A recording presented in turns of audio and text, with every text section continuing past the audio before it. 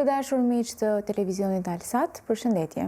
Jemi sërish së bashku me emisionin ton Energji, por që siç e ju thash, fatkeqësisht energjia është gjëja e fundit që mund ta kemi ditëve të fundit, duke qenë se na ka kapluar vetëm trishtimi dhe zia në të gjitha aspektet e mundshme.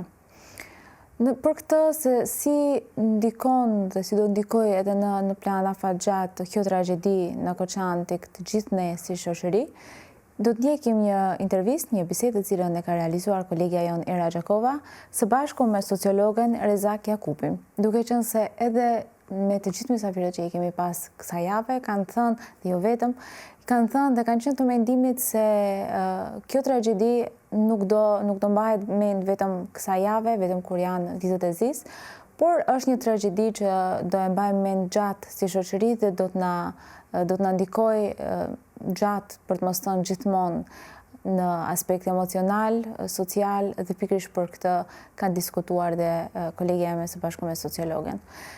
Një aspekt tjetër të cilin ne do e përkapim sot, kam në studio studenten Diana Koka Xhemaili, jo më rastësisht, duke qenë se studentët kanë qenë ata të cilët kanë qenë të gatshëm për të ndihmuar në çfarëdo lloj mënyre, duke qenë se edhe në mes viktimave kishte kolegë tan, fatkeqësisht, ishin moshatarët tan, disa më të rritur, disa më të ri, por ama gatishmëria e studentëve ka qenë aty që të jenë në dispozicion të spitaleve, të familjarëve dhe të ndihmojnë në çfarëdo lloj mënyre duke u sensibilizuar me familjarët e viktimave, me të mbijetuarit dhe familjarët e tyre. E përmenda spitalet, duke qenë se dhe si studente e Fakultetit të Mjekësisë pranë Universitetit Kirili dhe Metodi, kanë qenë pikërisht studentët e mjekësisë në fokus të veçantë, duke qenë se kanë pasur mundësinë dhe dijenit për të ndihmuar dhe stafit mjekësor në spital. Dhe ata kanë qenë të gatshëm që të jenë të pranishëm në çfarëdo lloj mënyre që mund të ndihmojnë, siç edhe ju thash. Pikërisht për të folur për këtë, ju thash se kemi në studio tashmë Diana Koka Xhemaili. Diana, fala ti što si danas u nas na ovako težak i tažan den.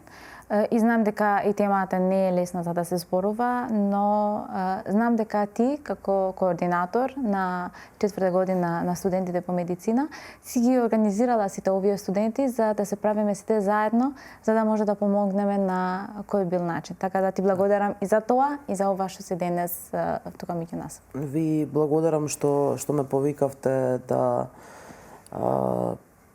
пробаме да зборуваме за организацијата околу оваа трагедија што имавме со студентите на медицина.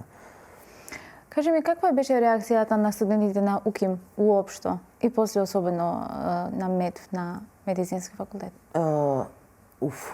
Шок, тага, разочарување, болка. Уште утрината кога јас прво кога видов што се случило вечерта, сите бевме во шок.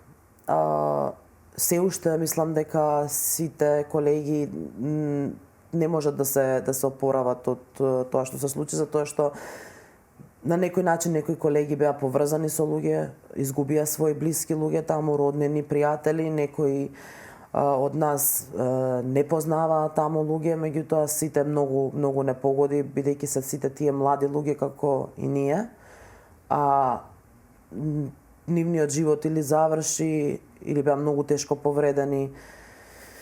И баш сакам да се надоврзам на тоа дека имаше и повеќето од нас што не знаевме никој или од жртвите или од тие што се лекуваат се уште, но сме чувствувале како да ги имаме свое семејство. Така, да. Па јас можам да кажам барем за себе дека тоа беше еден многу тежок ден, затоа што Веќе тешка недела. Тешка недела сега, да, меѓутоа неделата беше баш ударно кога прво не знаевме што се случува.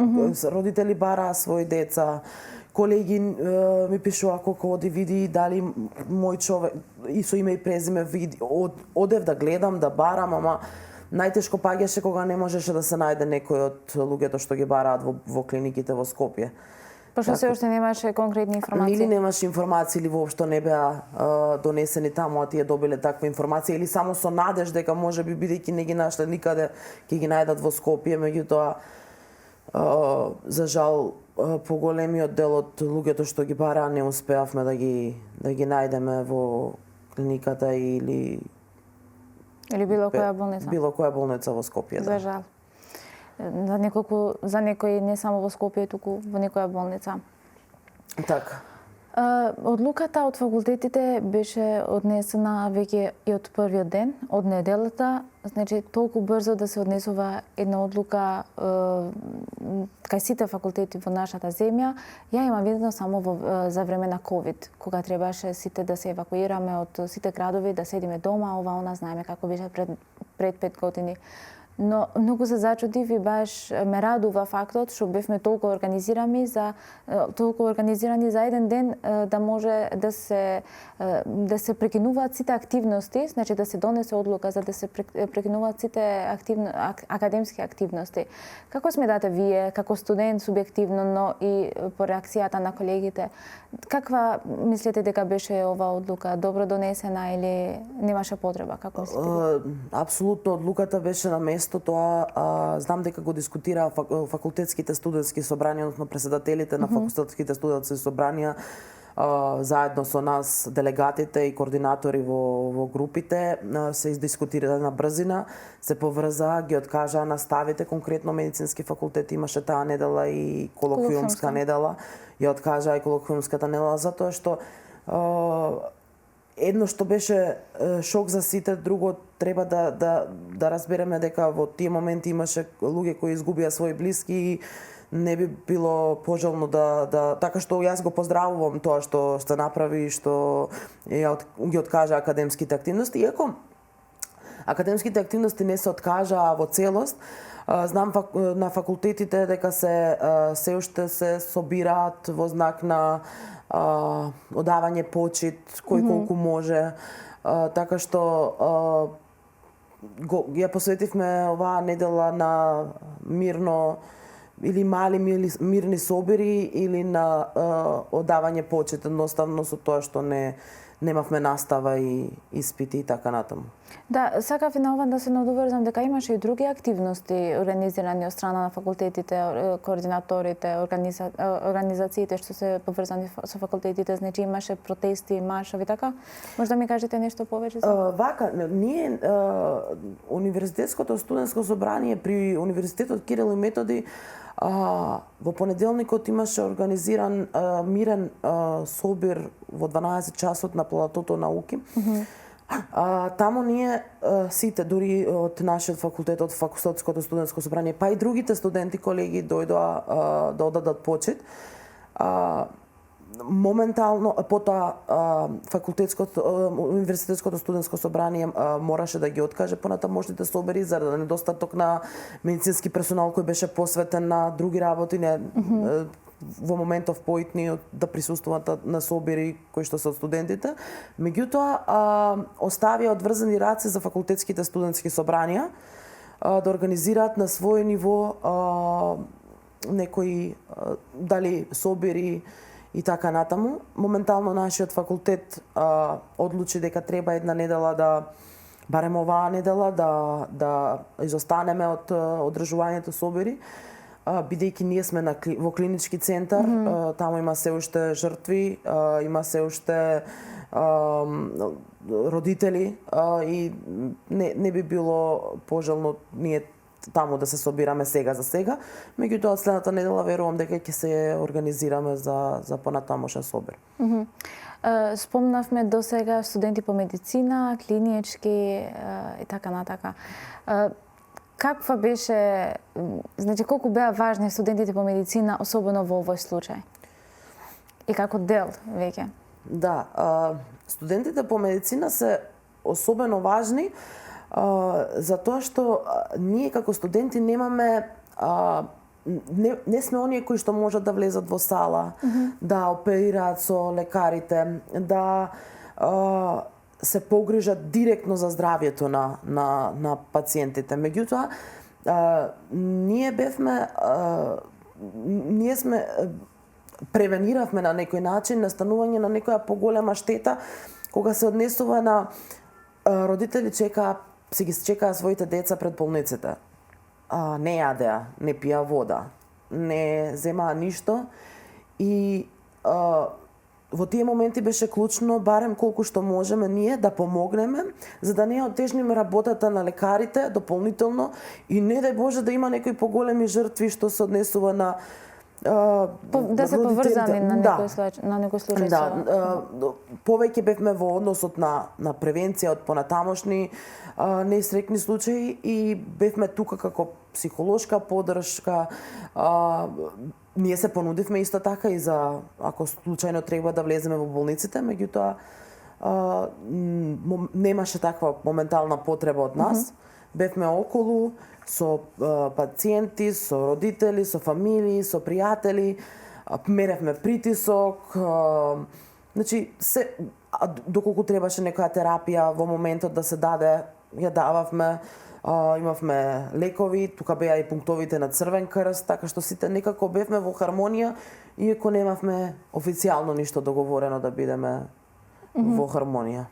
Во случај, кога зборуваме за овој договор помеѓу студентите, колку беа студентите подготвени, значи да стојат на располагање, барем на овој начин да им помогнат на сите за оваа ситуација, пошто знам дека и во медиуми имаше објавено дека Дијана Кокаџемаили е координатор на 4-та година и ги организираше студентите. Значи, во споредба со колегите, каква беше и нивната реакција? Верувам дека сите од првиот момент беа подготвени, нели?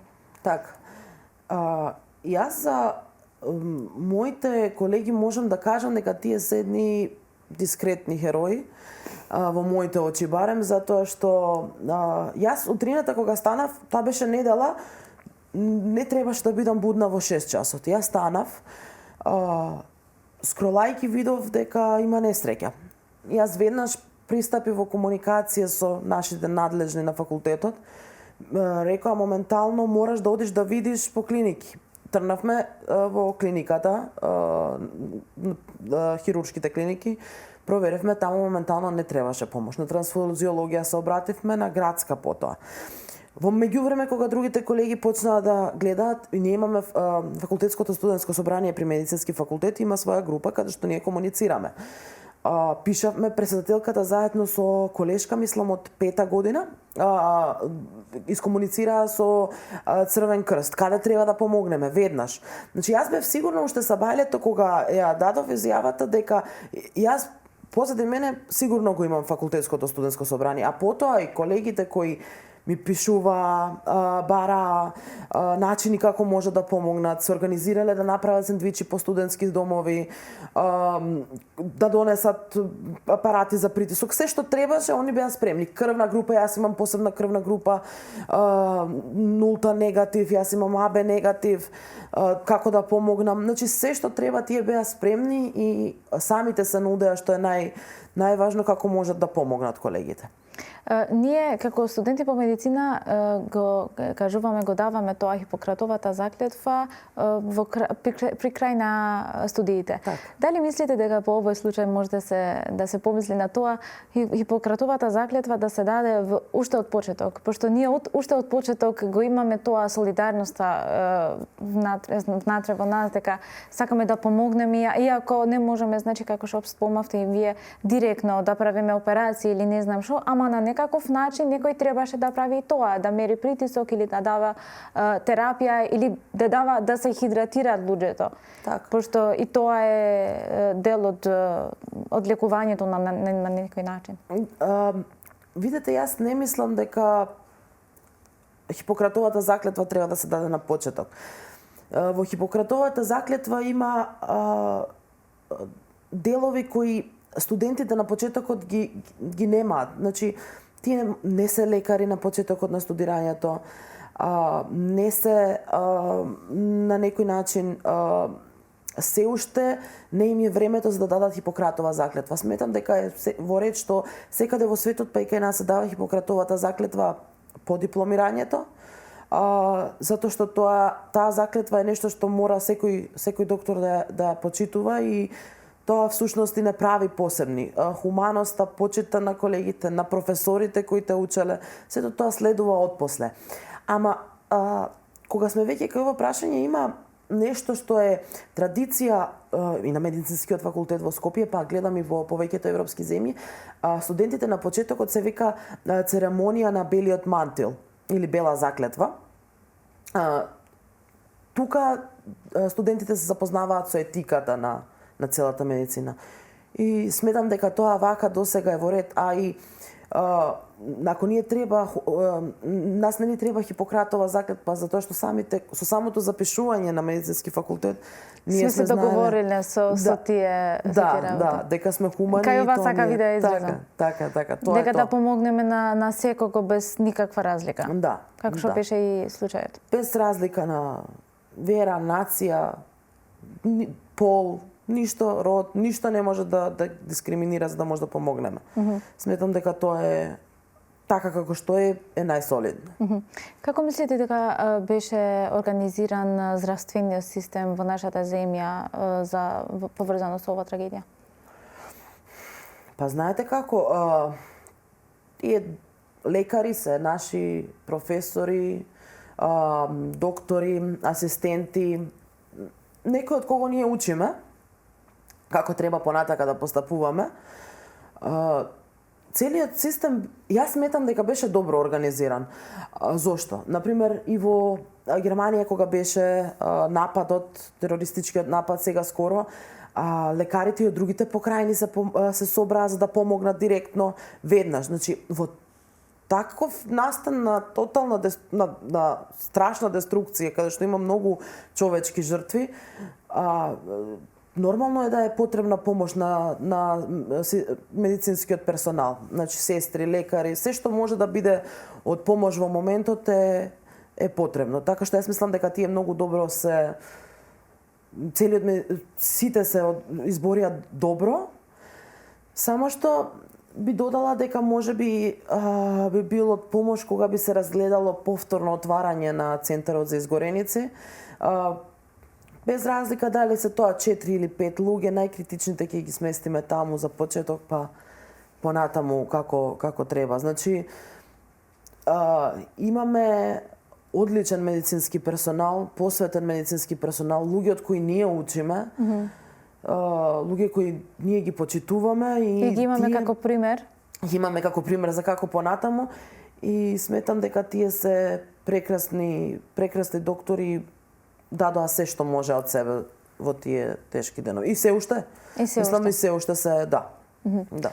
Дијана, ти благодарам многу што беше дел од нашата емисија денес, за да изјавиш и за Алсат што како за студентите се организира, пошто оставија голем впечаток, мислам, во оваа трагедија. И се надевам дека накнадно ќе зборуваме само за добри работи и активности, убави успехи на сите студенти. Ви благодарам за поканата. Се надевам и јас исто така дека нешто вакво нема да се повтори.